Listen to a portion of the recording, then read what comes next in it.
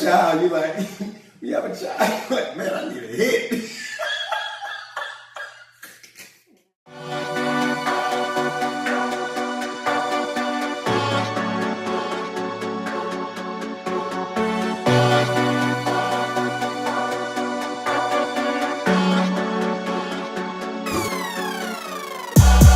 Bless this soil, bless this earth, blessed with rhymes before afterbirth. I'm eccentric, controversial, I'm political, somewhat subliminal, philanthropic, nonconformist, so I'm criminal, I'm a criminal. Did you hurt me? Don't be scared, see.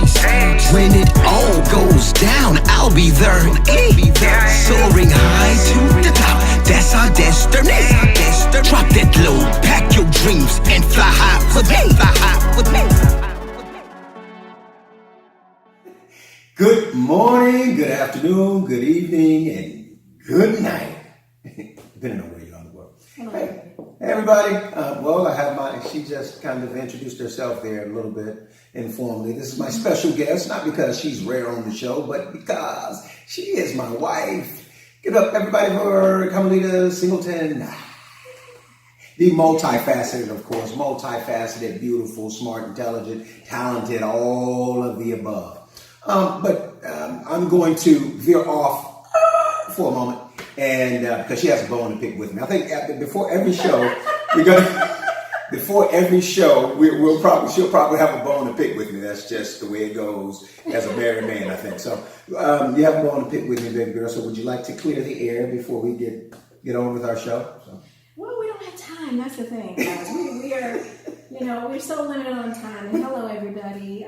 This is the second show, and I'm very excited about talking to you guys about new things. But I think that it's just going to be tough to try to get so much in at once. But my bone is probably going to be picked temporarily until we can get on the other side of the camera. But I think that he's good right now. I think that he's going to behave for the rest of this segment. But it was just a matter of timing and having a lot on my hands, a lot on my plate. And he was, rushing the timing, but not wanting to be here in the seat or down here in the studio to kind of help with getting things coordinated. But that's okay. We'll work on doing better about, being having this to be a co-ed type responsibility as we are setting up and preparing for you guys for the camera, because it's a lot. I mean, behind the scenes is a lot. One of these days I'm gonna record behind the scenes so you guys can kind of see that in action. Yeah, but I caught her off guard with that. She didn't see that one coming. But I think that is what the show is about. She thought I was just going to dive into this.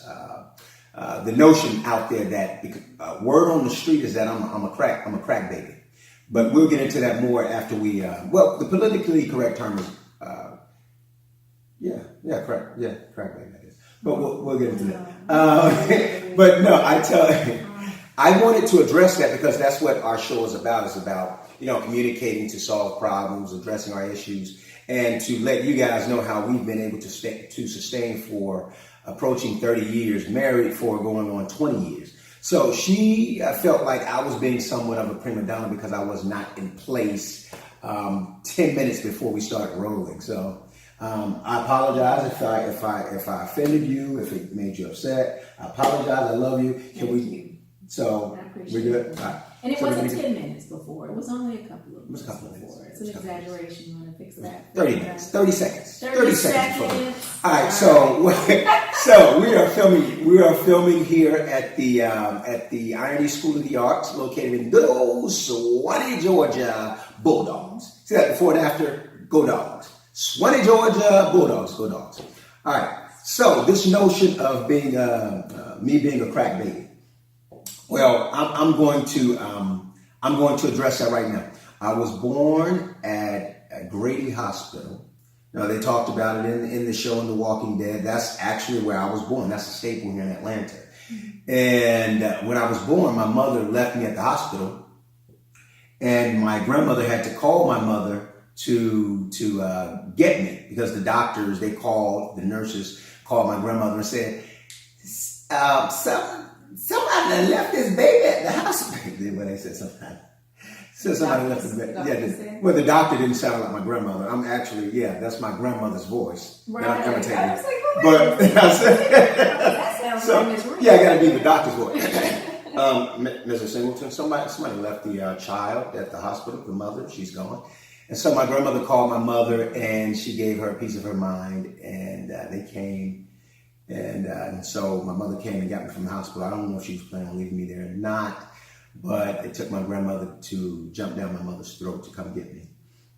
And my mother, from what my grandmother told me, my mother started doing drugs heavily right after my brother was born.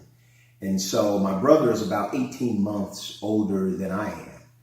And so I guess, kids can kind of do that to you, I guess. Maybe we have kids too, but you have a child, you're like, like, man, I need a hit. And I say that. I have never, for the record, I have never felt like I wanted a hit. My kids have never gotten me to that close to that age. No, actually, that's beyond the age. That's overboard right now.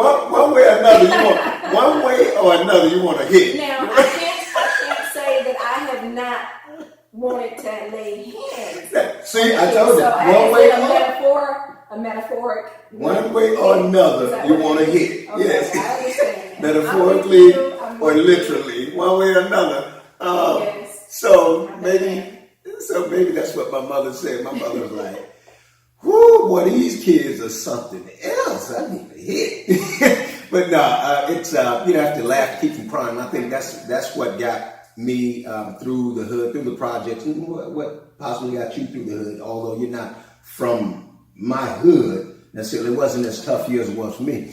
But we laughed a lot to keep from crying. And so my mother, she was on drugs, and so when I was born, she was doing drugs. And that's where this notion of me being a crack baby came from. But it was in the 70s, so crack wasn't on the scene. Ha! Nah, nah, nah, nah, nah. So I'm not a crack baby. I may be a heroin baby. And so at the age of, as a baby, we went to Techwood Homes, which was the first housing project built in USA, in America, in the 30s. And a couple of years after that, we ended up in Perry Homes near my grandmother. And one incident, I think, that kind of propelled the move to head to my grandmother's, which was she was right around the corner from us.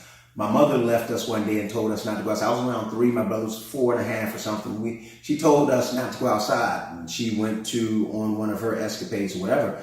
And we actually unlocked the door and went outside, ended up in the streets, and we got hit by a car. I got hit by a car. My brother saw the car coming, so instead of him saying, Robert, you got the way. He got on out the way. So he didn't really get hit hard, and I got hit hard, and I ended up at the hospital. And my grandmother said I was bruised really badly, and I cried because I didn't want her to leave me there at the hospital. She didn't want to leave me at the hospital. And shortly after that, we ended up at my grandmother's around the age of 4, I guess, because my mother was not as responsible as she should have been. And so I grew up in that environment and eventually I became a product of that environment. And I started selling, I had my fair share of fights. When I started selling crack as a teenager and carrying a gun, running the streets and being sexually active, sexually promiscuous. And in the midst of all of that, I met this beautiful young lady, this beautiful young flower. And in the 8th grade, I met her, only with my eyes, of course, because she didn't know that I had already met her. She hadn't met me because I was stalking her with my eyes. It was really, I think that there was an intervention by God, which is what got us to this point today, guys, because I really wasn't even bound to go to Archer. I had a slightly different walk, as IronE said. I grew up in a neighborhood not too far from him, but it was considered the lower class, if you will. It was the upper stages of poverty. It was the hood. We were the hood. It was the hood. The hood? The hood. What did you call it? The hood. Drop the H. It's not the the real hood. It wasn't hood. It was hood. So you could it had the potential to be good. So you can add an H or a G. There we go. It just depends. Y'all, you were right on the bridge. You were on the bridge. You could have I had the OOD. I could have added the G. They could have added the G or the H. She added the G to it.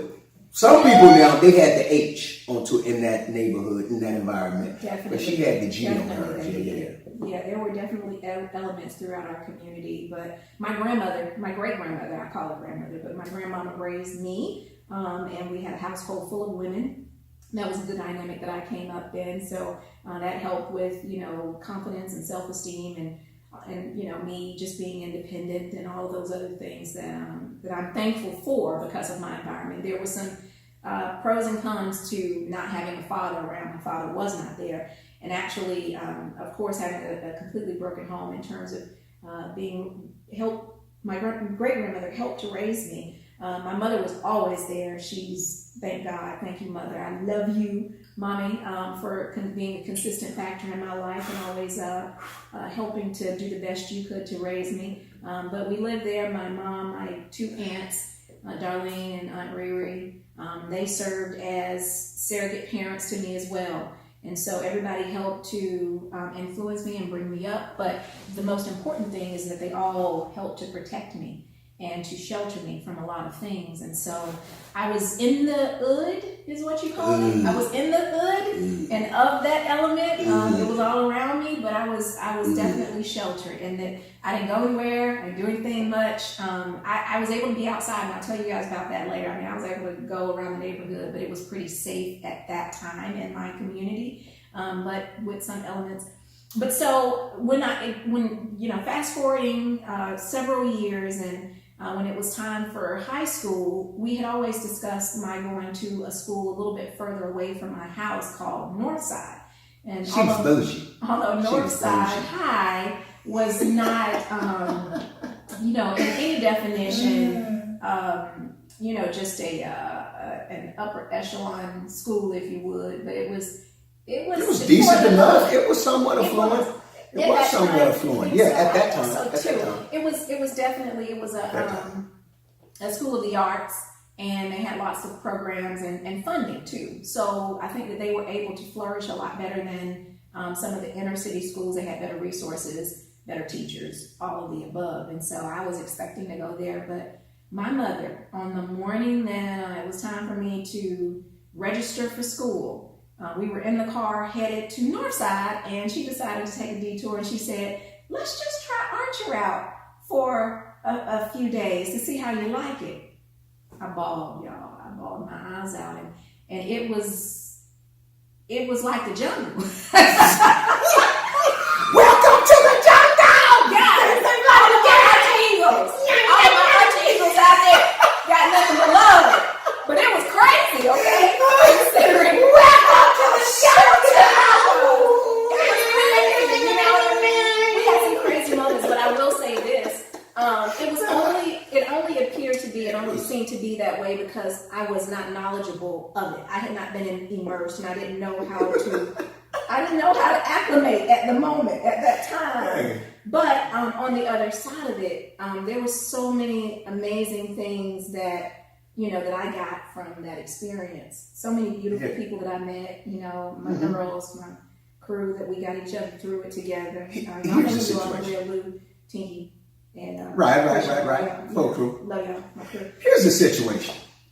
You put a bad apple in a basket with other apples, then it would just ruin all those other apples, basically, somewhat to a certain extent, if you have one rotten apple. The bulk of the kids there were great, just like everybody in the environment in the neighborhood were wonderful people. But then you had sprinkles of that element, the ones that chose not to listen and obey, chose not to follow their conscience, and they acted up for justifiable reasons, you can say, whether the father's not in the home, the father's in prison because of the drug epidemic, the crack epidemic sweeping through the neighborhood, all the crack being flushed and pumped into the neighborhood, and so the fathers end up being taken away to prison. That's a big issue today with prison reform and everything like that. So that had a major effect on our environment coming up. And then the moms getting on crack perhaps, and that whole situation, the enablement syndrome, the enablement situation with the welfare system and everything like that. So it affected some individuals, younger individuals, to the point to where they probably went to the point of no return, and it rubbed off on other people. So when people probably visited that school or our environment, it seemed as though everybody was off the chain. It seemed like it could have possibly been a jungle, especially if you weren't acclimated. She had to kind of get acclimated to the culture, the mores, just the whole environment, and she was not. At that time, I was not prepared. But again, being on the other side of entry, it opened me up and enlightened me, and it definitely helped. Those experiences helped to make me stronger spiritually, mentally, emotionally. And so again, a lot of pros and cons, and I'm glad that you pointed on those things or touched on those things, IronE, because that's the important take home is that for one, I think the thing that divides us and that continues to perpetuate the misinformation of our society and how cultures fail to and although we're becoming more immersed over time, and of course the internet and social media helps with that awareness, but it until we actually get to know or understand the culture personally and hands-on, I think that there is a lot of room for confusion, a lot of room for false concepts, false fears, and I think that creates it creates not just distance, but I think